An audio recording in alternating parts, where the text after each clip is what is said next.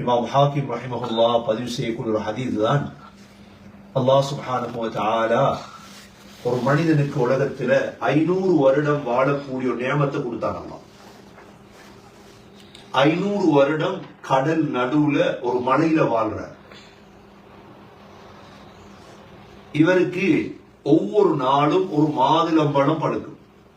அந்த இருக்கக்கூடிய அந்த மலையில ஒரு மாதுளம்பழம், ஒரு நாளைக்கு ஒரு மாதுளம்பழம் கிடைக்கும். அல்லாஹ் செய்து கொடுத்தார். அவர் தண்ணீர் குடிக்கணுமாக இருந்தா தன்னுடைய விரல் எடுத்து வாயில வைப்பார், தண்ணி கிடைக்கும். என்ற கடல் தண்ணி, உப்பு தண்ணி, மதுரமான தண்ணீர். இவர் அல்லாஹ் இடத்துல துவா கேட்டார், யா அல்லாஹ் நான் சுஜூதுல மௌத்தாகும். எல்லாருக்கும் ஆசைதான சுஜூதுல மௌத்தாகும்.